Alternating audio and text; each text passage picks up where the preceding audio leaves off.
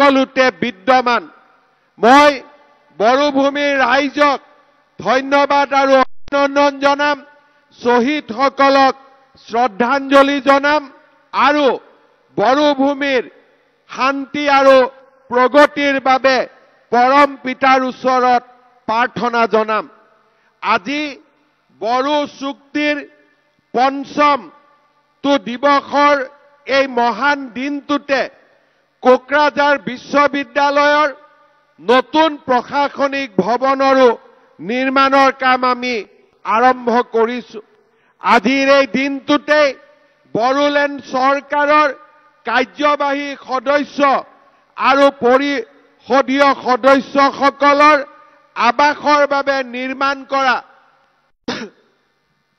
দুইটা প্ৰকল্পৰে আজি আমি শুভ উদ্বোধন কৰিছো মই পুনৰ এবাৰ বিটিআৰৰ লগত জড়িত আটাইকে পুনৰ এবাৰ মই মোৰ অভিনন্দন জনাইছো বড়োসকলৰ এক সমৃদ্ধ ইতিহাস আৰু বৰ্ণিল লোকজীৱনেৰে আমাৰ ইতিহাসক গৰিমামণ্ডিত কৰি ৰাখিছে কামৰূপ প্ৰাগজ্যোতিষপুৰ আৰু পিছলৈ অসম নামেৰে জনাজাত এই ঐতিহাসিক ভূখণ্ডত বড়োসকলৰ কেইবাশ বছৰীয়া সাংস্কৃতিক ইতিহাস ঠাহ খাই আছে মই অত্যন্ত আনন্দৰে সৈতে ক'ব খোজো যে এই মহান বড়োভূমিতে অহা 17 ফেব্ৰুৱাৰী তাৰিখে অসম বিধানসভাৰ অধিৱেশনো আমি অনুষ্ঠিত কৰিবলৈ সিদ্ধান্ত গ্ৰহণ কৰিছো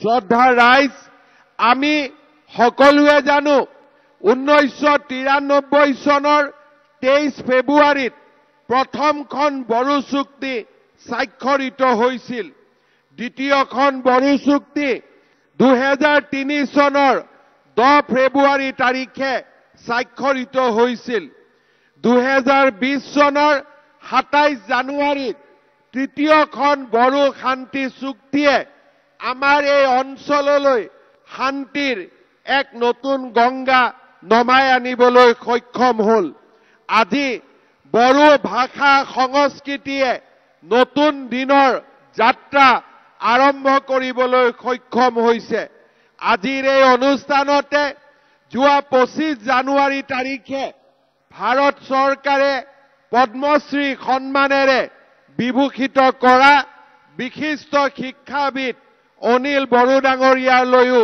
মই অভিনন্দন জ্ঞাপন কৰিছো শ্ৰদ্ধাৰ ৰাইজ যোৱা 3টা বছৰত বড়োলেণ্ডৰ বিকাশৰ বাবে অসম চৰকাৰ আৰু বিটিআৰ চৰকাৰে হাতত হাত ধৰি আমি এটাৰ পিছত এটাকৈ কাৰ্যসূচী ৰূপায়ণ কৰিছো পথৰ উন্নয়নে হওক বড়ো ভাষাক ৰাজ্যৰ সহযোগী ভাষাৰ স্বীকৃতি দিয়াকে হওক এনডিএফবি কেডাৰসকলক পুনৰ সংস্থাপনৰ কাম কৰাকে হওক বা বিটিআৰক শক্তিশালী কৰাকৈ হওক আমি প্ৰতিটো দিনেই বড়োভূমিৰ শান্তিৰ বাবে কাম কৰিছো বিটিআৰ চুক্তিৰ আলম লৈ ইতিমধ্যে কেইবাখনো গাঁও শোণিতপুৰ আৰু বিশ্বনাথ জিলাৰ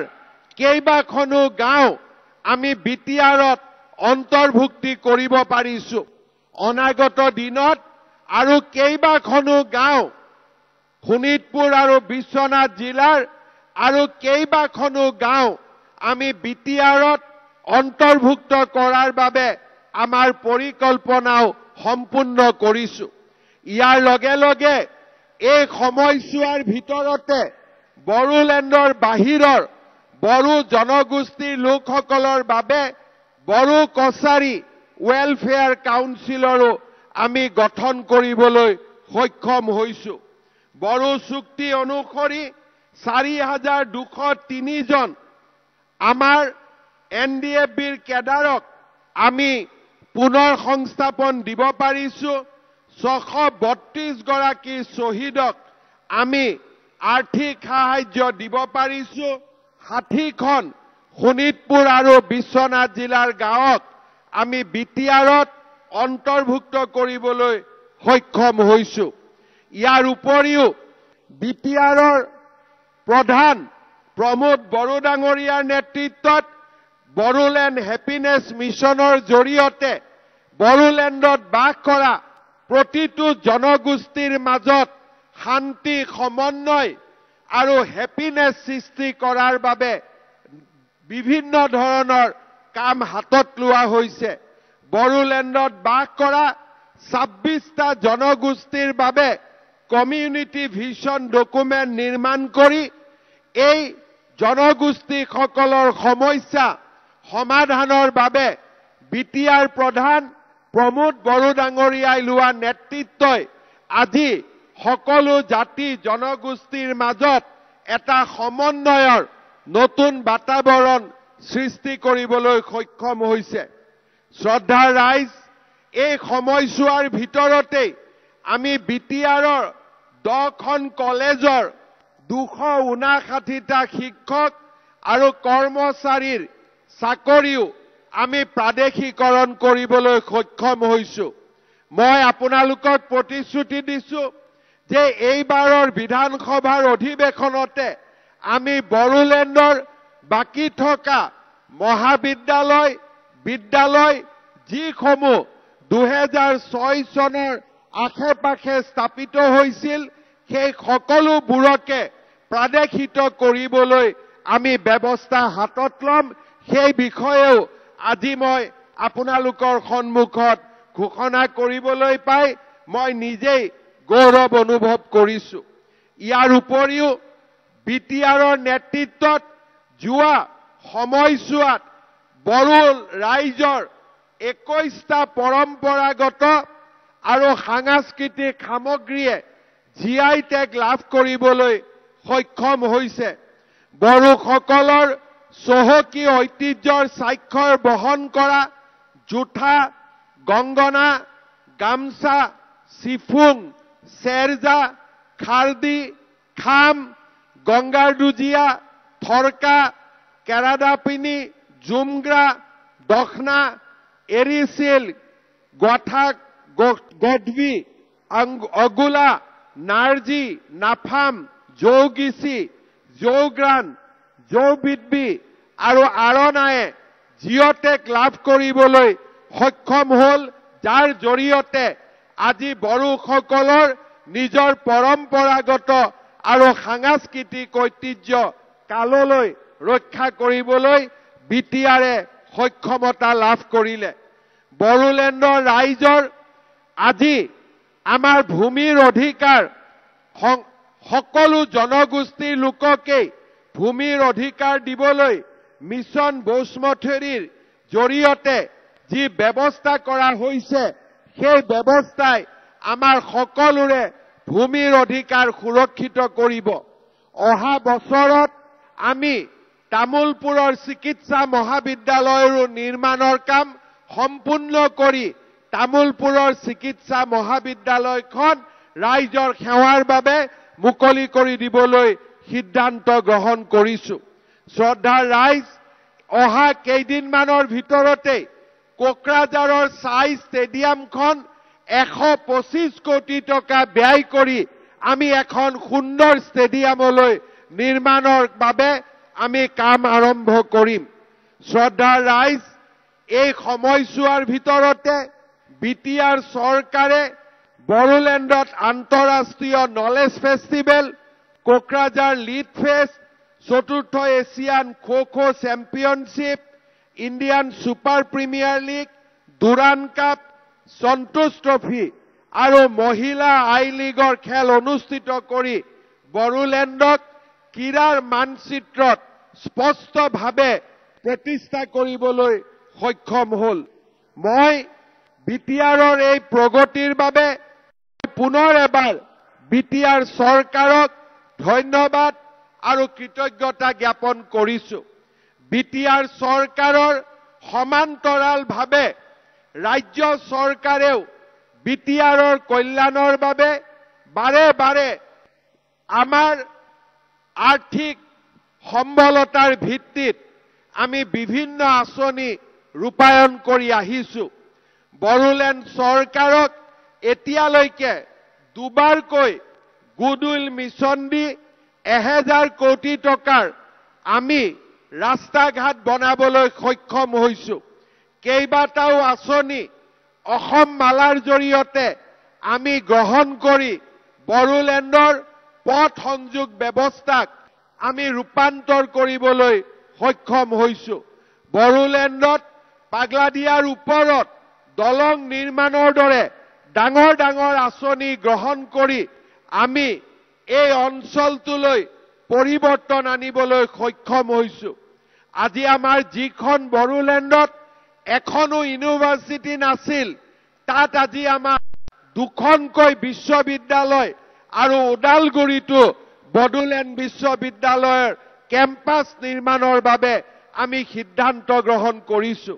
এখন মেডিকেল কলেজ নাছিল, এতিয়া কোকৰাঝাৰ আৰু তামুলপুৰত দুখনকৈ মেডিকেল কলেজ আৰু এই বছৰত দুটাকৈ গুডউইল মিছন 500 কোটি টকাৰ দুটাকৈ গুডউইল মিছন দিয়াৰ পিছত এই বছৰ পুনৰ 400 কোটি টকা আমি বড়োলেণ্ডৰ ৰাস্তা ঘাট উন্নয়নৰ বাবে দিবৰ বাবে সিদ্ধান্ত গ্ৰহণ কৰিছো।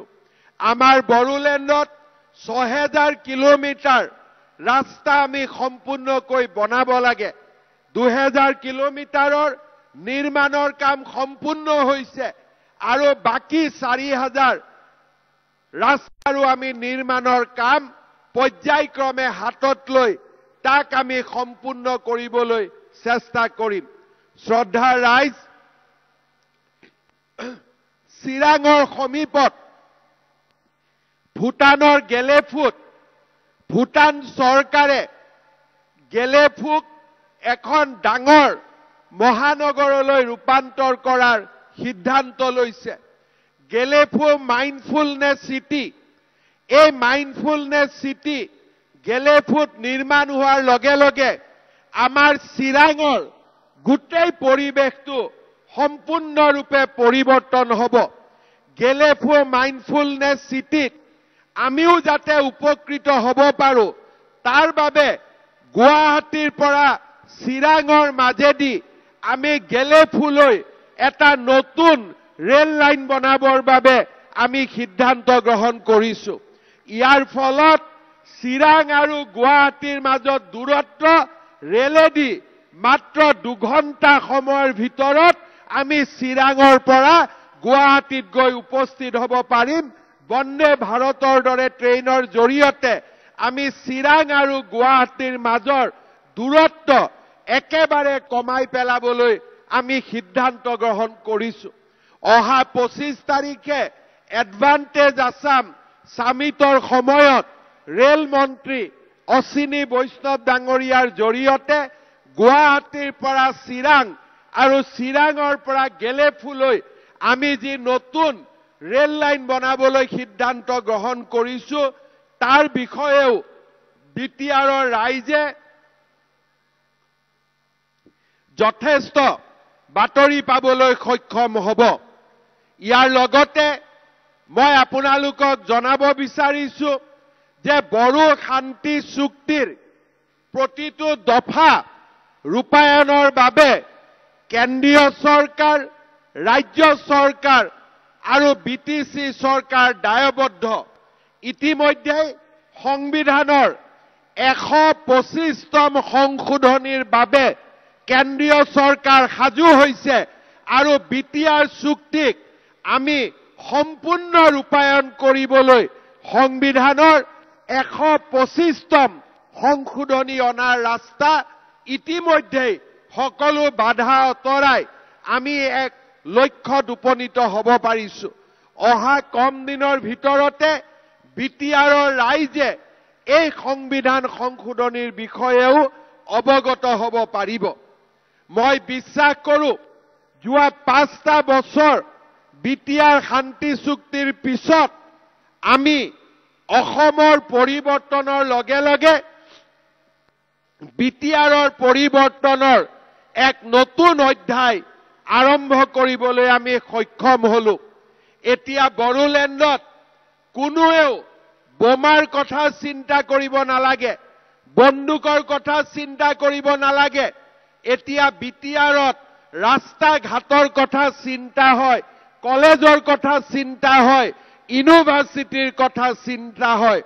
বন্দুকৰ পৰা কলমলৈ বন্দুক আছিল, এতিয়া বন্দুকৰ পৰিৱৰ্তে বিটিআৰত লিড ফেষ্টিভেল হৈছে, কলমৰ আন্দোলন হৈছে, জ্ঞানৰ আন্দোলন হৈছে, প্ৰজ্ঞাৰ আন্দোলন হৈছে। এয়াই হৈছে বিটিআৰৰ পৰিৱৰ্তন। যোৱা 3.5 বছৰত মই বিটিআৰত কিমানবাৰ আহিছো তাৰো হিচাপ মোৰ লগত নাই।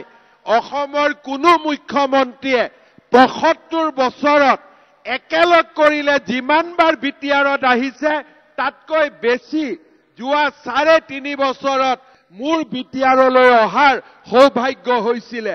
মই বিটিআৰত বাথৌ পূজাটো আহিছো, বিটিআৰত মই দুৰ্গা পূজাটো আহিছো, নিৰ্বাচনৰ প্ৰচাৰৰ বাবে আহিছো, বিটিআৰ একৰ্ড ডেজতো আহিছো, আৰু যিমানবাৰে মই ইয়াত আহিছো প্ৰতিবাৰেই জনগোষ্ঠীৰ মাজত মৰম দেখিছো, চেনেহ দেখিছো, আৰু এখন নতুন বিটিআৰৰ সপোন বাস্তৱত ৰূপায়িত হোৱাৰ সংকল্প মই দেখা পাইছো।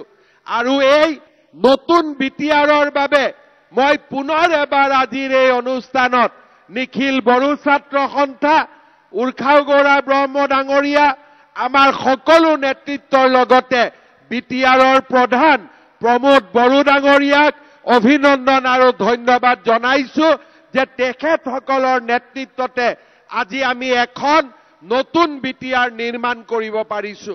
মই বিশ্বাস কৰো ৰাজ্য চৰকাৰ, কেন্দ্ৰীয় চৰকাৰ আৰু বিটিআৰ এই তিনিওটা আজি একেটা দলৰ হোৱা বাবে, একেটা NDAৰ হোৱা বাবে আজি আমি বাধাহীনভাৱে বিটিআৰৰ প্ৰগতি, শান্তি আৰু উন্নয়নৰ বাবে কাম কৰি যাব পাৰিছো। মই পুনৰ এবাৰ এই অনুষ্ঠানতে প্ৰধানমন্ত্ৰী নৰেন্দ্ৰ মোদী, গৃহমন্ত্ৰী অমিত শ্বাহ আৰু বিটিআৰ প্ৰধান প্ৰমোদ বড়ো ডাঙৰীয়াক পুনৰ এবাৰ ধন্যবাদ আৰু অভিনন্দন জনাইছো। শ্ৰদ্ধাৰ ৰাইজ, মই বহুত দীঘলীয়াকৈ ক'ব খোজা নাই, কাৰণ 17 ফেব্ৰুৱাৰীত আমি পুনৰ এবাৰ কোকৰাঝাৰলৈ আহিম। অসম বিধানসভাৰ অধিৱেশন হ'ব, আৰু অসম বিধানসভাৰ অধিৱেশনত আমি 6 শিডিউল, 6ষ্ঠ অনুসূচীক কেনেকৈ শক্তিশালী কৰিব পাৰো তাৰ বিষয়ে সেই দিনটোত আমি আলোচনা কৰিম। অৰ্থাৎ আজি অসম চৰকাৰৰ যিমানবিলাক এজেণ্ডা আছে সেই এজেণ্ডাৰ ভিতৰত 6 শিডিউলৰ ডেভেলপমেণ্ট এটা মেইন এজেণ্ডা, এটা প্ৰধান এজেণ্ডালৈ ৰূপান্তৰিত হৈছে। মই পুনৰ এবাৰ এই সুন্দৰ দিনটোত বড়োলেণ্ডবাসীলৈ মই মোৰ ধন্যবাদ আৰু অভিনন্দন জ্ঞাপন কৰিছো। বডোফা উপেন্দ্ৰনাথ ব্ৰহ্মৰ আদৰ্শৰে বিটিআৰক এখন প্ৰগতি আৰু বিকাশৰ স্বৰ্গলৈ ৰূপান্তৰ কৰাৰ বাবে প্ৰতিটো ক্ষণ আৰু প্ৰতিটো পল বিটিআৰবাসীৰ লগত একেলগে কাম কৰাৰ প্ৰতিশ্ৰুতিৰে মই মোৰ বক্তব্যৰ সামৰণি মাৰিছো। ধন্যবাদ। জয় হিন্দ, বন্দে মাতৰম, জয় বড়োলেণ্ড।